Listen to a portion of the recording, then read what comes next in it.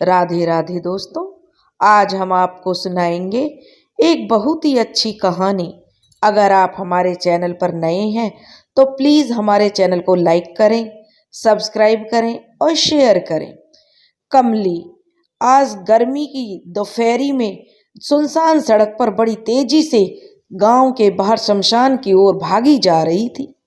कमली के मन में एक डर समाया हुआ था, उसकी जिसे याद करके उसकी रूह कांप जाती थी। और उसी डर से निजात पाने के लिए आज कमली घर से निकली थी। शमशान में वैसे तो सन्नाटा ही रहता था। छोटा सा गांव था तो रोज कोई लाश भी नहीं जलती थी, पर शमशान में भैरव जी का चैतन्य मंदिर था, इसलिए तांत्रिकों और साधकों का आना जाना देवगढ़ में लगा रहता था। कमली जो एक कापालिक के पास पहुंची और कहने लगी, बाबा मेरी आने वाली बहू को बचा लीजिए। मैं नहीं चाहती वो सब मेरी बहू भी झेले जो मैंने 25 साल पहले झेला। बाबा उसकी रक्षा कीजिए। हाथ जोड़कर कमली देवगढ़ में जो शमशान घाट था, उसमें जो साधना करने जो आए कापालिक के जो चरणों में बैठ गई और उनसे याचना करने लगी। कापालिक सरदानंद जी से याचना कर रही थी कि बाबा मुझ पर रहम करो, मेरी बहू को बचा लो। जो बाबा सरदानंद जी थे अपने ध्यान में मस्त बैठे हुए थे, सब सुन रहे थे। सुन क्या रहे थे, वह तो सब कुछ जान ही गए थे कि कमली क्या फरियाद लेकर उनके पास आई है। तभी सरदानंद कापालिक ने अपनी आंखें खोले बगैर ही कहा, कमली घबराओ मत, शांत बैठो। अपना नाम सुनकर कमली बहुत ही जो आश्चर्यचकित हुई और मन ही मन सोच में पड़ गई कि बाबा को मेरा नाम कैसे पता चला। मैंने तो बताया ही नहीं और पहली ही बार तो बाबा से मिल रही हूँ। यदि ये मेरा नाम जानते हैं तो जरूर मेरे आने का कारण भी जानते ही होंगे। कमली हाथ जोड़े बैठ गई। अकेली शमशान तक तो आज वह आ गई थी।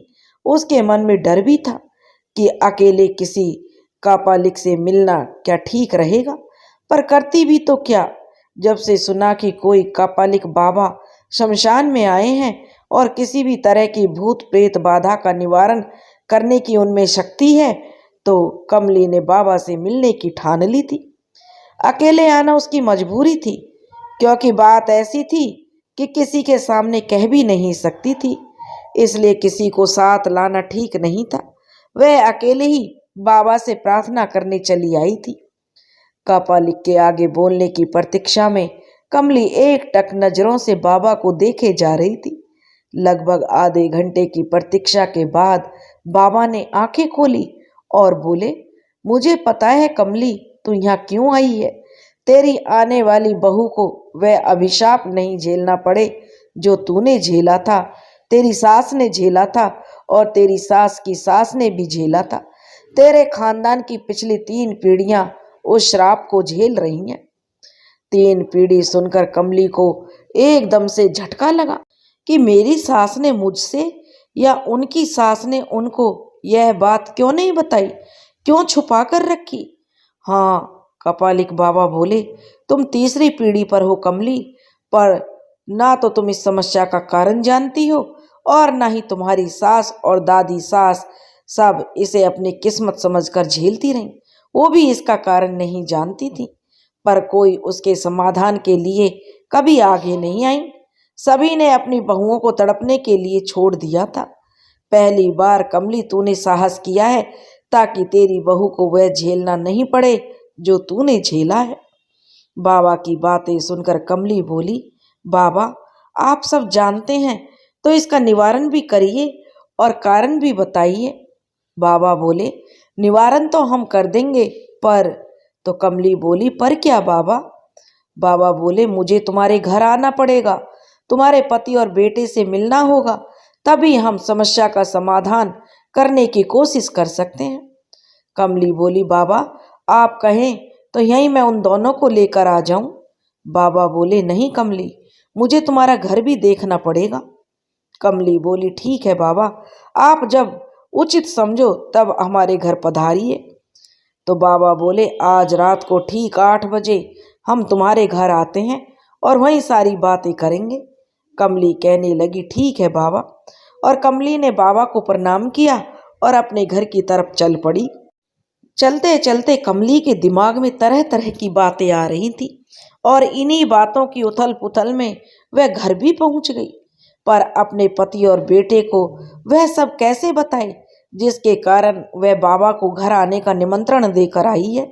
उसे अब भी डर लग रहा था और अभी भी वह असमंजस में थी कि कोई ऊंच नीच हो गई तो क्या होगा, लेकिन अपने पति से तो बताना बहुत जरूरी है। कमली ने शाम को चाय की प्याली अपने पति बलवीर को पकड़ाते हुए कहा कि बाबा से मिलने और उनके घर आने की सारी बात उसने जो अपने पति को बताई। जैसे ही बलवीर ने कापालिक के घर आने की बात सुनी तो वह चौंक गया। बलवीर की आंखों में गुस्सा आ गया और उसके सामने कमला अपराधी की तरह बलवीर की बातें सुनती रही। जब बलवीर चुप हो गया तो कमली बोली, मैंने अपनी शादी के 1 सप्ताह बाद ही डरते हुए अपनी सासू माँ को इस बारे में बताया। पहले तो मेरी सासू माँ की बोलती बंद हो गई थी, पर उन्होंने धीरे से यह कहकर टाल दिया था कि मेरा बेटा कुछ ज़्यादा जोश में होगा। क्योंकि मैं नई थी इस घर में तो मैं आगे कुछ बोल नहीं पाई और ना ही मैं आपसे कुछ कहने की हिम्मत जुटा पाई। बाद में मैं पग फेरे के लिए अपने मायके चली गई। वहाँ मम्मी के पूछने पर सारी बात बताई। मम्मी चौंक गई, पर मुझे जरा भी आभास नहीं होने दिया और हंसते हुए कहा कि नए नए में यह सब होता है। मुझे भी लगने लगा मैंने यह सब सुन ही रखा था, तो हो सकता है मेरे साथ कुछ ज़्यादा हो गया हो। लेकिन मेरी मम्मी को मन ही मन यह आभास हो गया था कि कहीं कुछ तो गड़बड़ है। मेरे आने के बाद गांव के पंडित जो रामदास जी थे, जिन्हें कालिका सिद्धि प्राप्त थी, उनके सामने मम्मी ने सारी बात बताई तो उन्होंने कहा, यह कुल दोष है। जिस घर में तेरी बेटी ब्याह करके गई है उस घर की बहुओं को यह श्राप भोगना पड़ता है, लेकिन अब परेशानी नहीं होगी। तब मम्मी के कारण और निवारण पूछा तो उन दोनों ही स्थिति में अपनी असमर्थता बता दी कि वे इस बारे में कुछ नहीं कर सकते और कहा कि इससे आगे मैं बता भी नहीं सकता कि क्या होने वाला है। पर इतना आश्वासन उन्होंने जरूर दिया कि मुझे जीवन भर अब कोई तकलीफ नहीं होगी और मेरी मम्मी को जो संतोष हुआ कि चलो जो भी है मेरी बेटी अब ठीक रहेगी। पर मन ही में वह सदा डरती रहती थी कि कहीं कोई अनहोनी मेरे साथ ना हो जाए। साल भर बाद मन्नू की शादी की बात चल रही थी तो मम्मी ने मुझे एक दिन वो सारी बातें बताई जो पंडित रामदास ने मम्मी को बताई थी। मैं चौंक गई और बोली, मम्मी जो मेरे साथ हुआ वो मेरी बहू के साथ भी होगा? तो मेरी माँ ने कहा, हाँ बेटी, मेरे लिए मेरी माँ का हाँ कहना किसी सदमे से कम नहीं था। मैं उसी दिन उस श्राप से मुक्ति के लिए खुद पंडित जी से मिली तो उन्होंने मुझे बताया था कि बेटी, कोई उच्च शमशान साधक या कापालिक जो वाम मार्गी सिद्धियों का स्वामी हो वो ही इस श्राप का कारण जान सकता है, तुम्हारे कुल को इससे मुक्त कर सकता है। सामान्य साधक जो सात्विक आराधना करते हैं उनके बस का यह खेल नहीं है। तभी से मैं अपने गांव में भैरव मंदिर आने वाले कापालिक बाबाओं और साधकों के बारे में चंपा महत रानी से जानकारी लेती रहती थी। उसने ही कल मुझे बताया था कि शमशान में एक उच्च साधक कापालिक बाबा आए हुए हैं और मैं आज उनसे मिलने चली गई। मैं जब शमशान में पहुंची तो उन्होंने आंखें खोले बगैर मेरा नाम लेकर मुझे बैठने का आदेश दिया। मेरे बगैर पूछे ही बाबा ने उनके पास जाने का कारण भी बता दिया और निवारण करने का आश्वासन भी दिया। मैंने आगे बात करना चाही तो बाबा बोले, तुम्हारे घर आकर तुम्हारे पति के सामने करूँगा और आज रात मैंने बाबा को आने के लिए बोल दिया। अब उसका पति कहने लगा। कमला की बात सुनने के बाद थोड़ा चिंतित हो गया। बलवीर की चिंता उसके चेहरे से झलक रही थी। बलवीर ने कमली की सारी बात सुनने के बाद चिंतित स्वर में कहा, कमली, क्या हुआ था शादी के बाद, यह तो बताओ कमली। कमली ने बताया कि हमारी शादी की पहली रात को जब आप हमारी सुहाग की सेज पर आए तब तक आप पूरी तरह से सामान्य थे, लेकिन आधी रात के बाद आप अचानक इतने अधिक क्रूर हो गए कि सारी रात आप मुझे अपने आगोश में लेकर मुझ पर जंगली भेड़िए की तरह टूट पड़े। पूरी रात आपने मुझे झकझोरा, मैं थक कर चूर हो गई और आप मुझे शिकार समझकर बार बार झपट्टा मार रहे थे। सुबह होते होते आप तो गहरी नींद में चले गए, पर मेरे हाथ पैर और शरीर का हाल बेहाल हो गया। पौर पौर में दर्द हो रहा था, ना उठने में बन रही थी और ना ही आपसे कुछ कह पाने की हिम्मत। पर मैं चुप थी कि कुछ कह भी नहीं सकती थी और इसे अपनी किस्मत समझकर दूसरे दिन नहा धोकर घर के रीति रिवाजों में व्यस्त हो गई। कमली की बात सुनकर बलवीर का माथा ठनका। 25 साल पहले की यादें एक बार उसके सामने उभरने लगी। उसे शादी की रात अपने कमरे में आने और सुहाग की सेज पर कमला को हाथ पकड़कर एकटक निहारने तक का दृश्य याद था। फिर आगे क्या हुआ वह कुछ भी नहीं याद आ रहा था।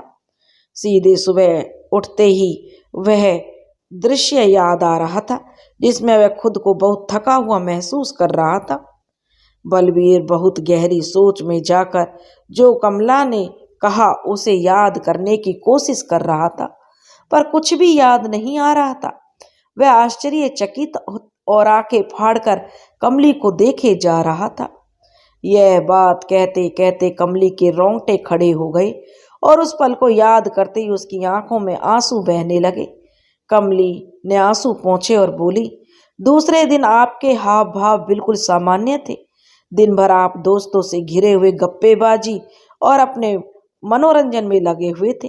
मैं भी रीति रिवाजों को पूरा करने में लगी रही। कुछ दिन में सब कुछ सामान्य रहा, पर कमरे में आने के बाद आधी रात होते ही आप मुझ पर भेड़िए की तरह टूट पड़े। दूसरी रात, तीसरी रात, चौथी रात और 5वीं रात तक यह सिलसिला जारी रहा। छठी रात को सब सामान्य हो गया। उसके बाद वैसा कुछ भी ऐसा मेरे साथ घटित नहीं हुआ, पर वे 5 रात मेरे जीवन की सबसे भयानक रातें थी। ना मैं कुछ कर सकती थी और ना ही किसी से कुछ कह सकती थी। कमली की बातें सुनकर बलवीर बहुत तनाव में आ गया, क्योंकि बलवीर सौम्य, शर्मीला और हंसमुख स्वभाव का व्यक्ति था। इस तरह की आताताई कैसे कर सकता था, वह भी अपनी नई दुल्हन के साथ। और यह सिलसिला 5 रातों तक चला। यह सोचकर उसका मन में गलानी का भाव आने लगा और वह कमली से माफी मांगने लगा। कमली ने कहा, जी गलती आपकी नहीं है, आप क्यों माफी मांग रहे हो? जो कुछ हुआ हमारे परिवार पर कोई अभिशाप के कारण हुआ है, और जो मेरे साथ हुआ वह मेरी बहू को न झेलना पड़े, इसके लिए मैं पहले ही उसका निवारण करूंगी, फिर मेरे बेटे की शादी करूंगी। कमली की बात सुनकर बलवीर ने हामी भर दी और बोला, बिल्कुल बाबा को मैं खुद लेने जाऊंगा। कमली ने भी अपनी स्वीकृति दे दी। बलवीर शाम होते ही शमशान की ओर चल पड़ा और धूल से भरी सड़कें उस समय बिल्कुल सुनसान थी। बलवीर घर से टॉर्च लेकर निकला था, क्योंकि गांव में स्ट्रीट लाइट होती नहीं थी और सड़कें भी ओबड़ खाबड़ होती हैं। गर्मियों में 7:30 बजे तक भी हल्का हल्का उजाला होता है, लेकिन उस दिन कृष्ण पक्ष की 14 होने से अंधेरा गहराने लगा था। गांव छोटा था और अधिकतर लोग उस गांव में कृषि कार्यों में लगे हुए थे, इसलिए ज्यादातर लोग खेतों से घर वापस आ रहे थे। रास्ते में किसी के मिलने की तो कोई संभावना ही नहीं थी। बलवीर जी भी एक किसान थे। वह भी अपनी खुद की खेती ना करके बटाई पर दे देते थे। जमीन अच्छी खासी थी तो बटाई के रूप में अच्छे खासे पैसे आ जाते थे। इकलौता बेटा जो था वह सॉफ्टवेयर इंजीनियर था और ज्यादातर बाहर शहर में ही रहता था। छुट्टी के दिन वह गांव जरूर आता था। आर्थिक स्थिति उनकी मजबूत थी। गांव में उनका बड़ा बड़ा सा घर था। घरों में जो गांव में उनका घर बड़े लोगों में माना जाता था। सारी शहरी सुविधाएं उनके घर में थी। कुछ ही देर में बलवीर शमशान पहुंच गए। बलवीर कापालिक बाबा के पास पहुंचा और दोनों हाथ जोड़कर खड़ा हो गया और इंतजार करने लगा कि बाबा आंखें खोलें तो मैं कुछ कहूं। शमशान में उजाला तो था नहीं, तो बलवीर ने टॉर्च से उजाला कर रखा था। कुछ देर में बाबा ने आंखें बंद किए ही कहा, बलवीर आओ बैठो, चलते हैं कुछ देर में। बलवीर एकदम से चौंक गया। बगैर देखे ही बाबा ने नाम बता दिया और आने का कारण भी समझ लिया। जो कमली ने बताया था वो बिल्कुल सच निकला। बलवीर का मन और सर दोनों श्रद्धा से नतमस्तक हो गए। बाबा ने आंखें खोली और अपना झोला कांधे पर लिया और नाग दंड हाथ में उठाया और बोला, चलो बलवीर, आज तेरे घर की समस्या का निवारण करते हैं। घर गृहस्थी खेती बाड़ी की सामान्य बातें करते हुए बाबा बलवीर के साथ चल रहा था। एक कापालिक का इतना सरल रूप देखकर बलवीर आश्चर्य में था। वो जो अपनी साधना के बल पर मेरा नाम और काम दोनों जानते हैं, वो केवल रास्ते में समय काटने और भय दूर करने के लिए सामान्य इंसान की तरह बातें कर रहे थे। ये जरूर ही उच्च कोटि के साधक हैं। कुछ ही देर में बाबा को लेकर बलवीर घर आ गया। दरवाजे पर कमली ने उनको प्रणाम किया। बाबा ने आशीर्वाद की मुद्रा में हाथ उठाया और अपने झोले में से 2 काले धागे रक्षा सूत्र के निकाले और बलवीर और कमला को बांधने को कहा। दोनों ने वह रक्षा सूत्र बांध लिए। तभी बाबा ने घर की देहली के जो अंदर पैर रखा। बाबा को सारा कारण और निवारण पता था, इसलिए वह पहले ही सारी तंत्र सामग्री साथ लेकर निकले थे। वैसे भी जो लोग तंत्र के साधक होते हैं वह सामान्य रक्षा कवच और नकारात्मक शक्तियों से बचाव के मंत्र तंत्र से तैयार रहते हैं। अचानक कौन सी शक्ति कब किस तरह का हमला कर दे, कई बार पता नहीं होता है। कमली ने पहले ही एक पलंग पर बाबा के बैठने की सुंदर व्यवस्था कर रखी थी, लेकिन जो उच्च कोटि के साधक होते हैं वो दूसरों के आसन पर नहीं बैठते और न ही अपने आसन पर किसी को बैठने देते हैं। बाबा ने भूमि पर अपना आसन लगाया और बैठ गए। कमली और बलवीर को बैठने के लिए कहा और एक हाथ में उड़द के कुछ दाने लेकर मंत्र पढ़ने के बाद बोले, बलवीर, यह दाने अपने घर के कोने में जो कुआं है उसमें डालकर आओ। डालने के बाद पीछे पलटकर मत देखना, सीधा यहीं आना। इधर बाबा ने अपने साथ लाए दीपक में सरसों का तेल डाला और उन्हें जलाकर मंत्रोच्चारण करने लगे। जैसे ही बलवीर ने कुएं में उड़द के दाने डाले, एक चीख की आवाज कुएं से निकली। उधर बाबा के सामने जो दीपक जल रहा था, अचानक उसकी लो एकदम तेज हो गई, जैसे कोई हवन कुंड की ज्वाला हो। कमली तो एकदम से चौंक उठी और डर भी गई, पर बाबा के मंत्रोच्चार के बीच वह जो अपने अभय मुद्रा में हाथ किया और बैठे रहने का बाबा ने इशारा किया। इतने में बलवीर भी पास आकर बैठ गया तो उसका कमली का डर थोड़ा कम हुआ। बाबा के लगभग आधे घंटे तक मंत्रोच्चार के बाद दीपक की लो में एक काली आकृति उभरने लगी, जो शुरू में उभरी और गायब हो गई। ऐसा 2 बार हुआ, लेकिन कापालिक बाबा ने बगैर कुछ क्रियाकलाप किए अपना मंत्र जाप चालू रखा और जैसे ही तीसरी बार आकृति उभरी, तुरंत अपनी झोली से भभूत लेकर दीपक के चारों तरफ एक गोला बना दिया। अब वह आकृति साफ दिखाई दे रही थी। एक 20-22 साल के लड़के की आकृति उभर रही थी, जिसकी आंखों में इतनी लाली थी जैसे जलता हुआ अंगारा रख दिया हो। गुस्से में उसका चेहरा तमतमा रहा था। तभी दीपक में उभरे हुए उस चेहरे ने जोर से कहा, मैं तेरे हाथ आने वाला नहीं हूं कापालिक, मैं इसकी कई पीढ़ियों तक बदला लूंगा। अभी तो 4 ही पीढ़ी हुई हैं। मैं छोड़ूंगा नहीं इनको। मैं अपनी संतान को जन्म दूंगा इस परिवार में।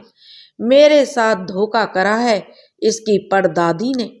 बलबीर और कमला बड़े गौर से उस दीपक की लौ से आ रही आवाज को सुन रहे थे। तभी बाबा ने सरसों के कुछ दाने दीपक में डाल दिए और दीपक की लौ में वो दिखने वाली आकृति तिलमिला उठी और जैसे उसका बस चले तो वह उस बाबा पर हमला कर दे। पर कापालिक बाबा सिद्ध योगी था, उसका वह आकृति कुछ बिगाड़ नहीं पाई। पर बलवीर पर वह सवार हो गई। बलवीर चीखने लगा। इधर दीपक की लो से वह चेहरा गायब हो गया। यह देखकर तो कमली बहुत बुरी तरह डर गई। बलवीर झूमने लगा। उस युवक की आत्मा ने बलवीर के शरीर को अपने में कब्जा करने की कोशिश करी थी। घबराते हुए कमली बोली, बाबा ये क्या हो गया? बाबा बोले, डरो मत बेटी, मैं निवारण करूंगा, अभी चली जाएगी वो आत्मा। कापालिक बाबा ने कमली को धैर्य बंधाया और कहा। कापालिक बाबा ने जो हाथ में फिर से भभूत ली और हथेली चौड़ी करके बलवीर की तरफ फूंक मारी। बलवीर सामान्य होने लगा। कापालिक बाबा ने कमली को इशारा करके बलवीर पर पानी के छींटे मारने को कहा। बलवीर सामान्य हुआ और पानी का पूरा लोटा पी गया। दीपक की लो में फिर से वह चेहरा आ गया। जैसे ही चेहरा उभरा, बाबा ने कड़क आवाज में उसे आदेश दिया, तू चला जा इस घर से, क्या चाहिए तुझे? वह चेहरा बोला, तुम वो मुझे नहीं दे सकते जो मुझे चाहिए, मेरा काम पूरा होगा तब मैं चला जाऊंगा। तो बाबा ने कहा, तू जो कह रहा है वह गलत है, तेरी मुक्ति नहीं होगी तो तेरी आत्मा और भटकेगी, मैं तुझे मुक्ति दिला दूंगा। कापालिक बाबा बड़े आत्मविश्वास से कहने लगे। तो वह कहने लगा, नहीं, मुझे मुक्ति नहीं, मुझे बदला लेना है इस परिवार से। तुम मुझे मेरा प्यार दिला सकते हो, मुझे केवल मेरा प्यार चाहिए। मेरे साथ बेवफाई की है उसने, मैं उसका बदला लेकर ही रहूंगा। वह चेहरा बड़ा गंभीर होकर बोलने लगा। कापालिक बाबा ने पूछा, तू कौन है, क्या हुआ था तेरे साथ, बता। तभी दीपक की लो लहराने लगी और उस लो में जो चेहरा था वह उदास हो गया और धीमे से आवाज आई, मैं सोहन हूँ और मैं करमवीर दादा के यहाँ काम करता था। करमवीर दादा की खेती का सारा काम मैं ही करता था। और चेहरा इतना कहकर चुप हो गया। कापालिक बाबा ने पूछा, आगे बता, क्या हुआ था तेरे साथ और तू क्यों इस परिवार के पीछे पड़ा है? तब वह कहने लगा, करमवीर दादा बलवीर के परदादा थे। उनका बेटा करमवीर जो बलवीर का दादा था वो मेरी ही उम्र का था। मेरी और करमवीर में बहुत अच्छी पड़ती थी। वह मुझे नौकर नहीं बल्कि दोस्त की तरह रखता था। हमारे बीच बातचीत में बहुत खुलापन था। मेरी शादी छोटी उम्र में हो गई थी। 13 साल की उम्र में ही मेरी दुल्हन चंपा भी घर आ गई थी। वो मेरे लिए एक दोस्त की तरह थी। मैं अपनी पत्नी से बहुत प्यार करता था। उसके साथ रहना मुझे बहुत अच्छा लगता था। लेकिन हम लोग तब तक केवल रिश्ते में पति पत्नी थे। हमारा कोई संबंध नहीं बना था और न ही हम संबंध के बारे में कुछ अधिक जानते थे। उम्र के साथ आए परिवर्तन हम महसूस जरूर करने लगे थे। मैं चंपा के इसी आकर्षण के कारण उसके साथ कुछ ज्यादा समय बिताने लगा था। कई बात तो करमवीर के पास भी नहीं जाता था और खेत के जरूरी काम निपटाकर अपनी पत्नी चंपा के पास पहुंच जाता था। चंपा का और मेरा संबंध अभी बातों तक ही सीमित था, इससे आगे हम अभी नहीं बढ़े थे। करमवीर ने बहुत ही बार मेरे और उसके पास नहीं आने का कारण पूछा तो मैं बहाने बनाकर टाल जाता, लेकिन वो जान गया था कि मैं क्यों उसके पास नहीं जाता हूँ। फिर एक दिन करमवीर ने अपनी माँ को कहा कि वह तुमको काम में मदद होगी, तुम क्यों ना सोहन की दुल्हन को भी काम के लिए बुला लिया करो। तो करमवीर की माँ को यह बात जम गई। उन्होंने मुझे बुलाकर कहा, कल से चंपा को भी काम पर ले आया करो, मैं तुम्हारी पगार दुगनी कर दूंगी। मैं पगार दुगनी होने की बात सुनकर बहुत खुश हुआ और जाकर यह बात मैंने अपनी पत्नी चंपा और अपनी माँ को बताई। दोनों बहुत खुश हुई। दूसरे दिन मैं सुबह चंपा को लेकर गया। करमवीर की माँ के साथ चंपा की बहुत अच्छी पटने लगी थी। इसी बीच करमवीर की नज़र मेरी पत्नी चंपा पर पड़ी। चंपा बिना पढ़ी लिखी थी और नई बात और नई चीजें सीखने का शौक रखती थी। करमवीर चूंकि पढ़ा लिखा था और वो चंपा के पास आना चाहता था। उसने चंपा से पढ़ने लिखने सिखाने की बात कही तो पहले तो चंपा टाल गई, पर उसे पढ़ाई लिखाई की अहमियत पता थी ना, तो उसने बाद में करमवीर की माँ से पूछकर जो हाँ कर दी। उसने कहा कि मैं मालकिन से पूछ लेती हूँ। इस तरह करमवीर और चंपा रोज 2 घंटे साथ रहने लगे। करमवीर ने उसे पढ़ाने के बहाने अपने पास कर लिया। चंपा करमवीर से बहुत दूरी बनाकर रहती थी और जो भी बात करमवीर करता वह रोज मुझे आकर कह देती। पर उन दोनों के साथ साथ रहने में उनमें भी आकर्षण बढ़ गया और यह आकर्षण उनको बिस्तर तक ले आया। चंपा अभी मुझसे पूरी तरह अछूती थी। मैं उसके भीतर की आग को समझ नहीं पाया था। इसी का फायदा करमवीर ने उठा लिया था। एक दिन चंपा और मैं घर में अकेले थे। तब चंपा ने मुझे जो कहा कि मैं अभी पहली बार चंपा के इतने पास आया। चंपा ने मुझे जो बताया कि वह मुझसे कुछ छिपा रही है और उसने फिर मुझे, जब मैंने उससे पूछा तो उसने मुझे बिना कुछ छुपाए सारी बात बता दी कि करमवीर ने उसे सिखाया है यह सब। पहले तो मुझे थोड़ा अचरज लगा, पर अपने दूसरे दोस्तों से उसकी शादीशुदा जिंदगी के बारे में सुना तो करमवीर यह सब चंपा को सिखाया, यह सोचकर ही मैं पागल जैसा हो गया और करमवीर को मारने की सोचने लगा। एक दिन करमवीर खेत पर मेरे साथ था।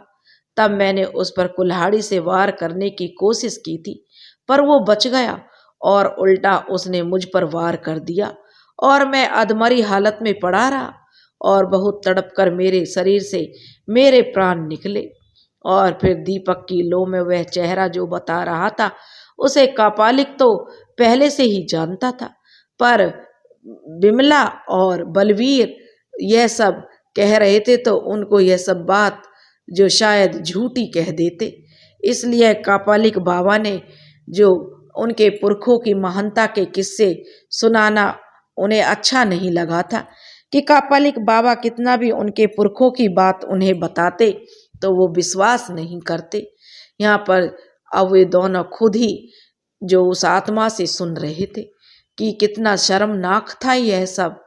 इसलिए कापालिक ने सोहन के प्रेत को दीपक की लो में बांधकर सब कुछ पूछा था, जिसे सुनकर बलबीर और कमला दोनों एक दूसरे का चेहरा देखते और कभी बाबा का चेहरा देखते।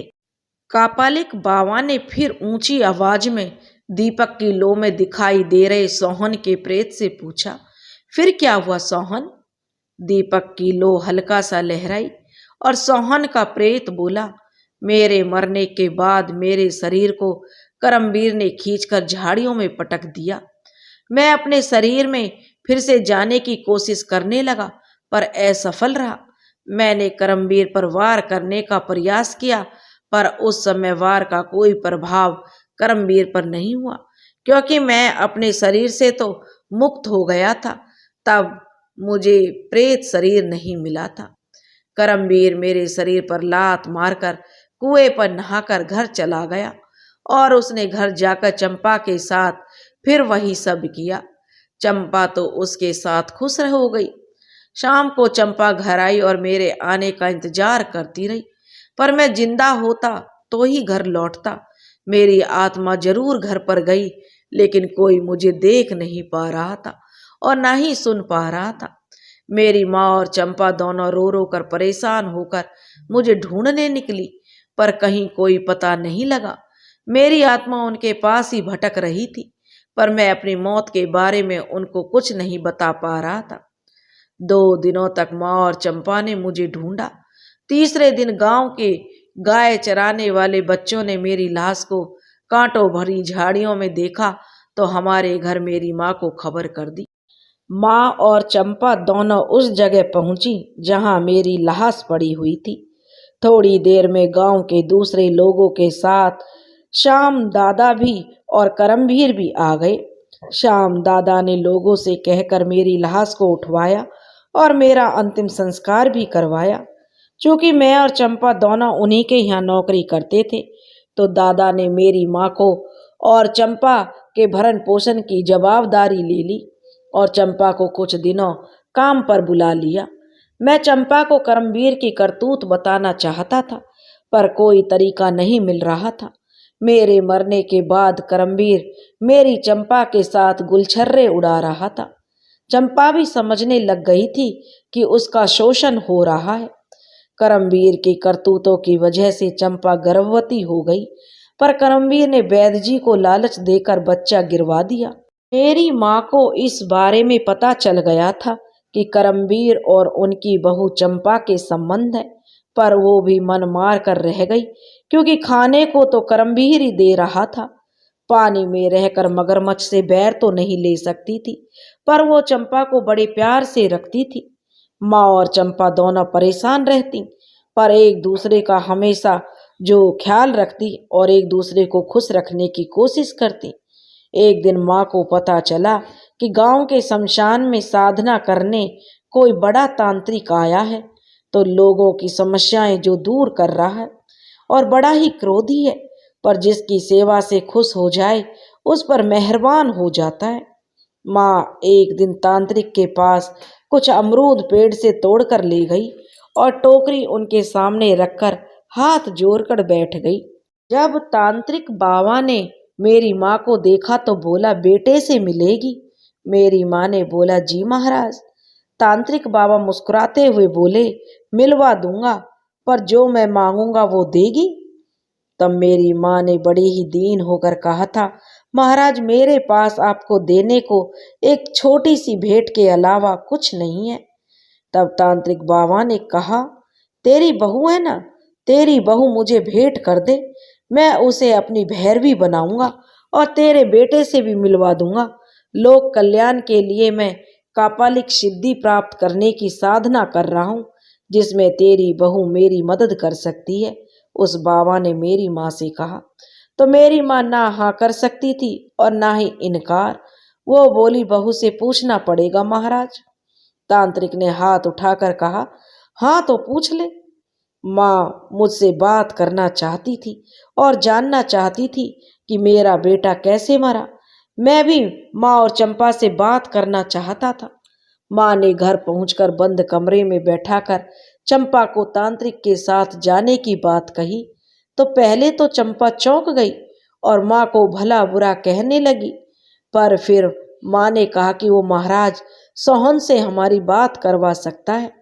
यह सुनकर उसे विश्वास नहीं हुआ, पर वो ये तो समझ रही थी कि पेट भरने के लिए सारी उम्र शोषण करवाने से अच्छा है आजाद जिंदगी जीना, और जो करना है भलाई के लिए करना, और उससे उसका पति भी मिल जाएगा।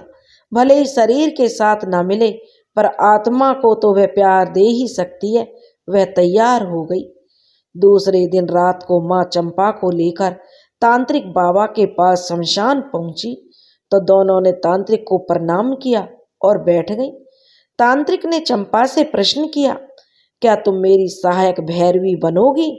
मैं तुमको तंत्र विद्या में पारंगत कर दूंगा और तुम्हारे पति की आत्मा को भी तुम्हारे सामने लाकर बात करवा दूंगा।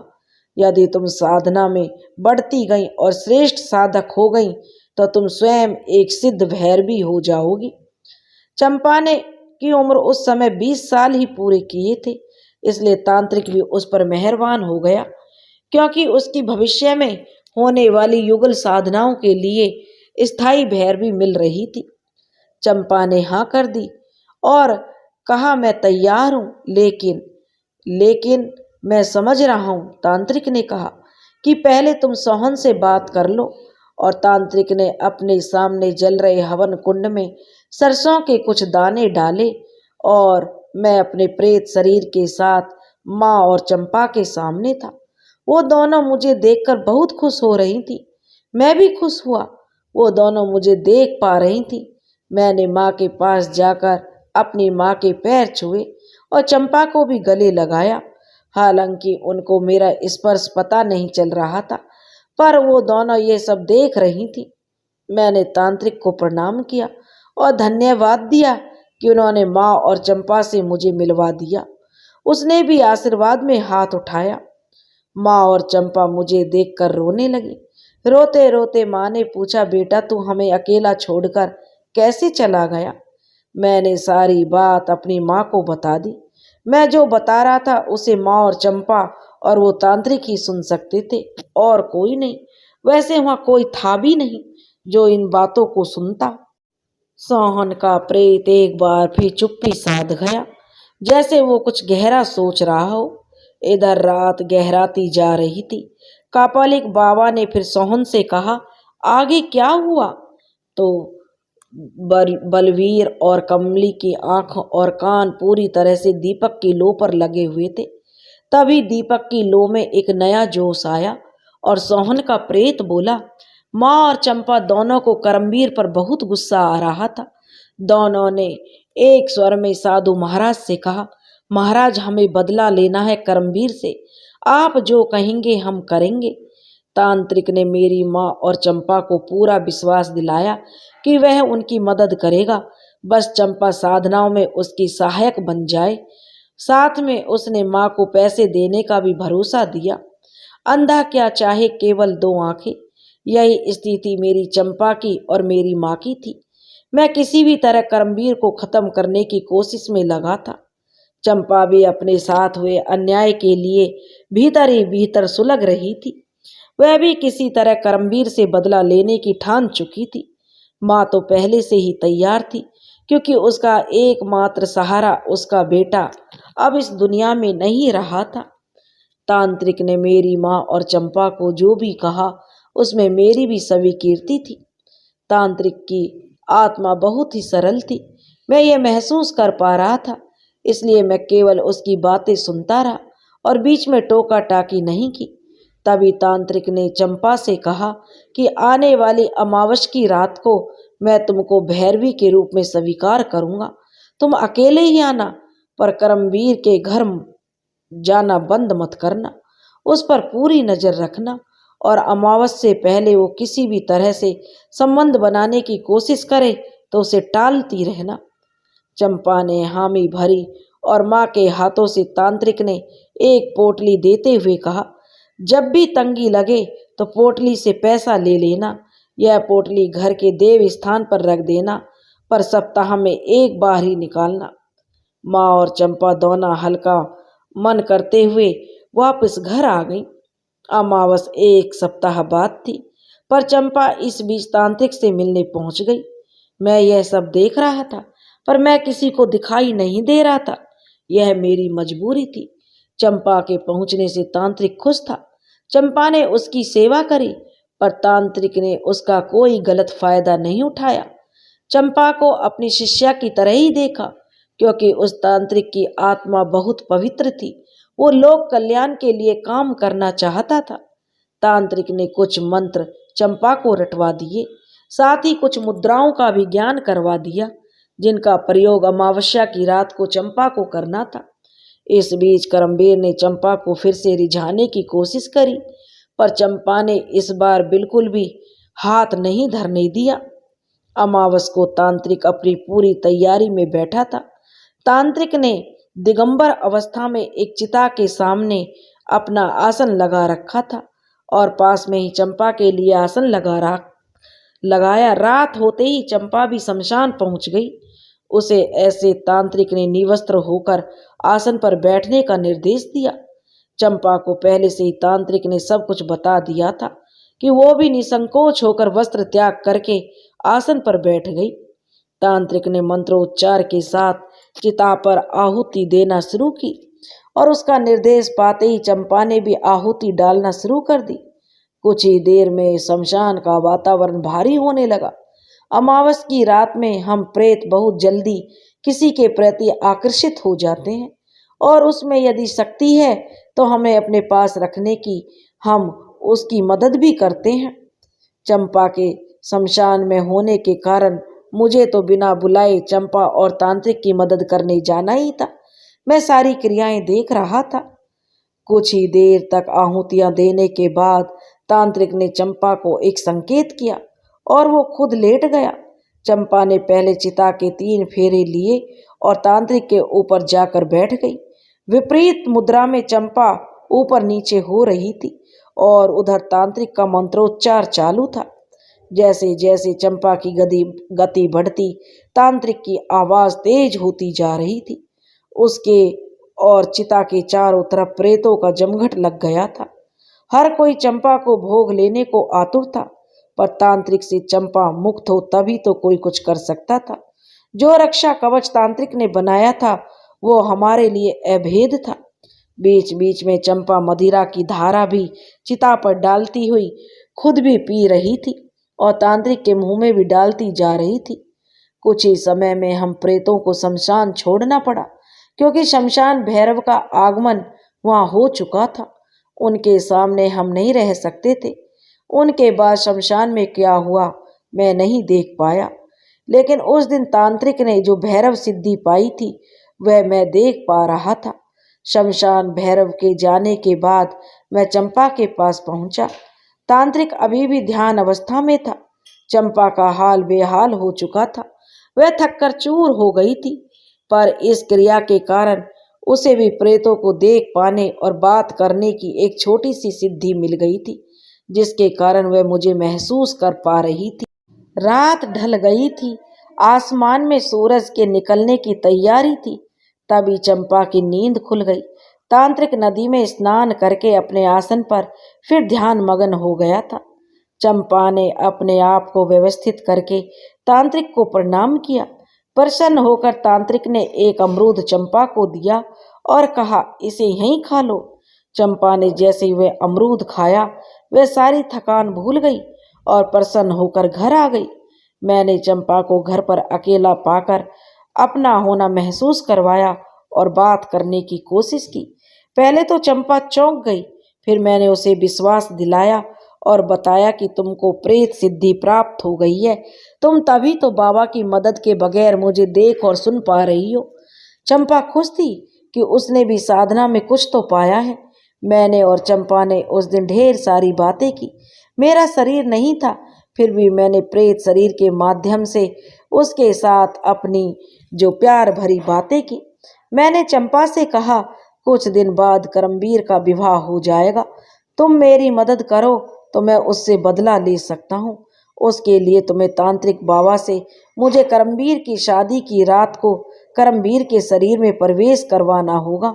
मैं करमवीर की पत्नी के साथ करमवीर के रूप में वह सब करूँगा जो उसने आज तक तुम्हारे साथ किया था, और उसकी पत्नी के पेट में अपना अंश छोड़कर उसके परिवार का वारिस बन जाऊंगा।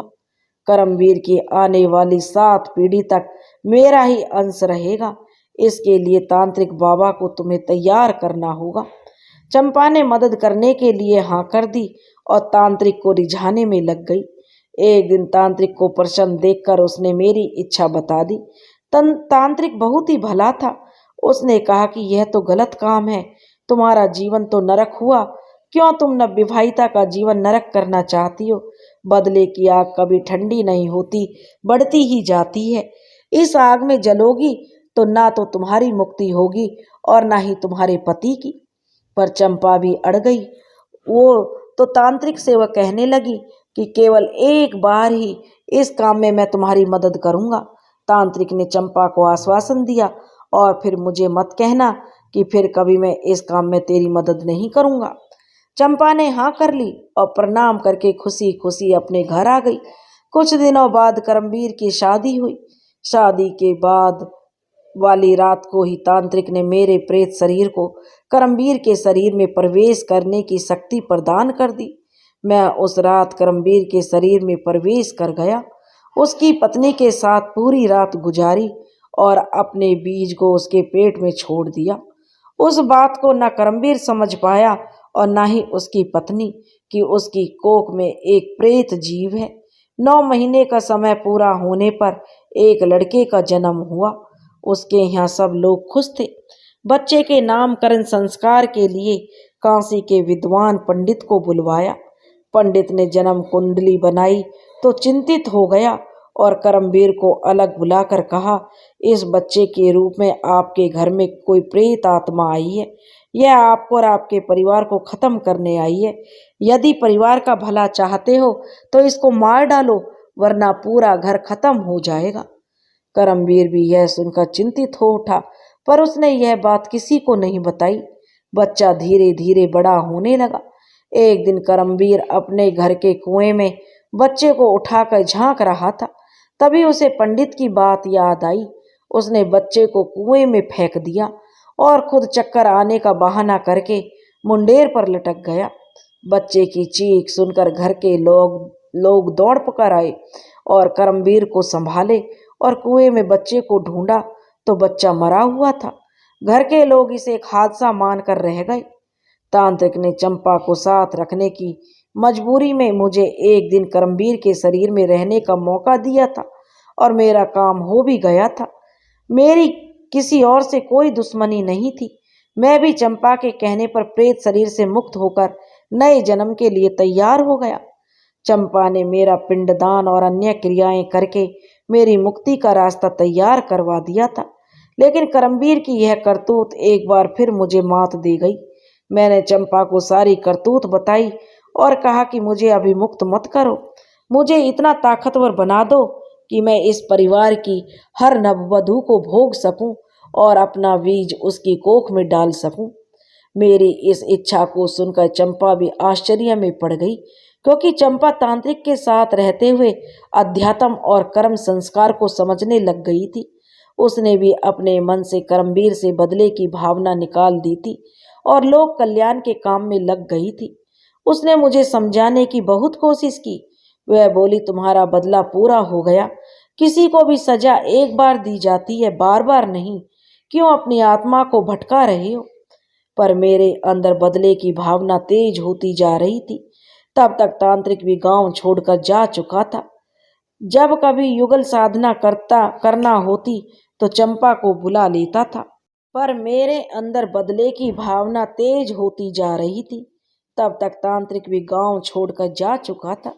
जब कभी उसे युगल साधना करनी होती तो चंपा को बुला लेता था। कुछ साधनाएं चंपा भी जो करके सिद्धियां प्राप्त कर चुकी थी, वह मेरी इच्छा के बिना तांत्रिक की मदद के पूरी भी कर सकती थी, यह मैं जानता था। उसने मुझे समझाने की बहुत कोशिश की।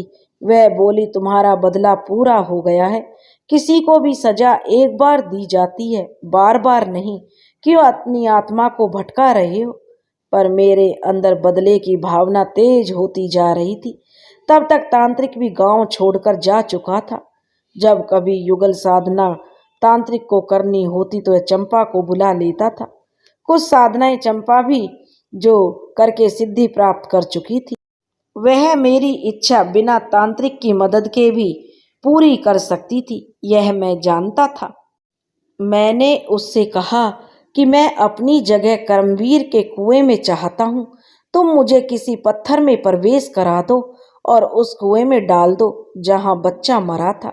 लेकिन उसके पहले मुझे इतना ताकतवर बना दो कि मैं इस परिवार की हर नववधू को भोग सकूं और अपना बीज उसकी कोख में डाल सकूं। करमवीर की आने वाली 7 पीढ़ी तक न ही दुल्हन 5 रात मेरे बस में रहे और कुछ नहीं चाहिए मुझे। उसके बाद मैं खुद इस परिवार को छोड़कर चला जाऊंगा, बदला लेकर अपने अभिशाप से मुक्त कर दूंगा। चंपा मेरी बात मानने को तैयार नहीं थी। वो मेरी मुक्ति के लिए प्रयास कर रही थी। वो जानती थी मेरी मुक्ति केवल वो ही करवा सकती है। इसके अलावा कोई मुझे भविष्य में प्रेत योनि से शायद ही मुक्त कर सके।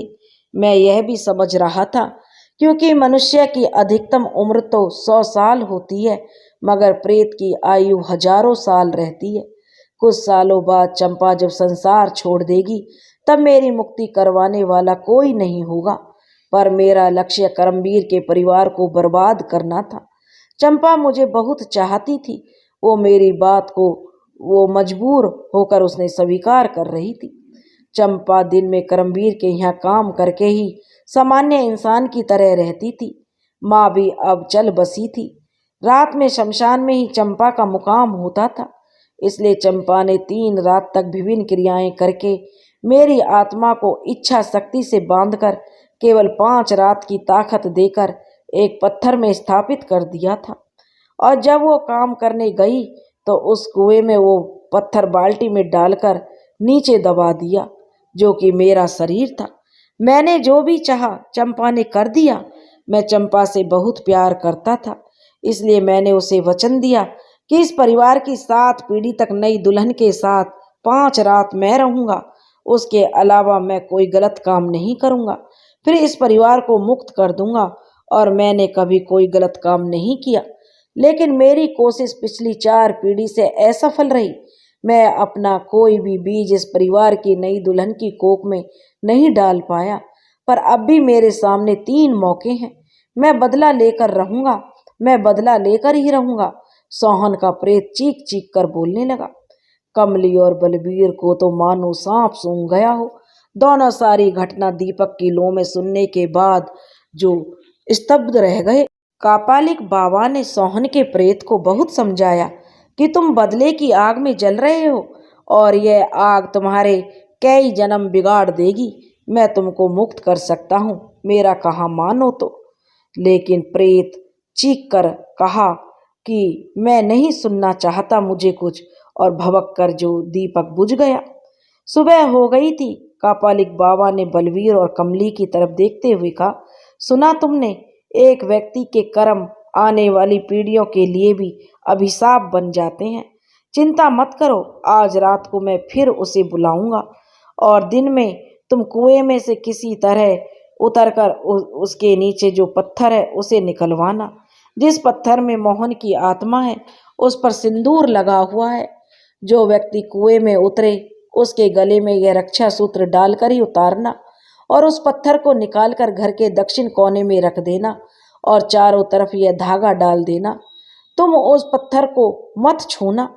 दिन भर पत्थर निकलवा कर बलवीर ने कोने में रख दिया। रात को 8 बजे फिर कपालिक बाबा जो बलवीर के द्वार पर आ गए। बलवीर और कमली ने बड़े सम्मान के साथ बाबा को घर में बुलाया और कुएं से निकला हुआ पत्थर भी दिखाया। कापालिक बाबा पत्थर में बंधे सोहन के प्रेत को अपनी शक्ति से देख लिया था। वही पत्थर के सामने वह आसन लगाकर बैठ गए और कुछ मंत्र पढ़ते हुए उड़द के कुछ दाने हाथ पर लेकर फेंके और पत्थर टूट गया।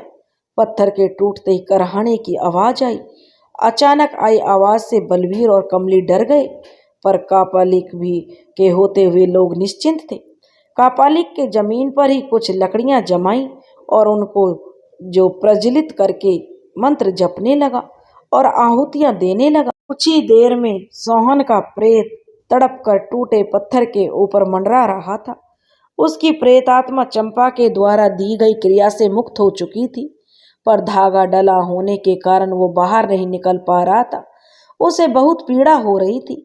आखिरकार वो प्रेत बाबा के सामने झुक गया और बोला, मुझे मुक्त कर दो, मैं आपकी बात मानने को तैयार हूँ, लेकिन मुझे मुक्ति दीजिए।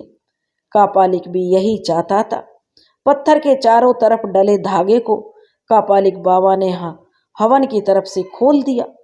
सोहन का प्रेत प्रकट हुआ और देखते ही देखते उस हवन की अग्नि में समाहित हो गया।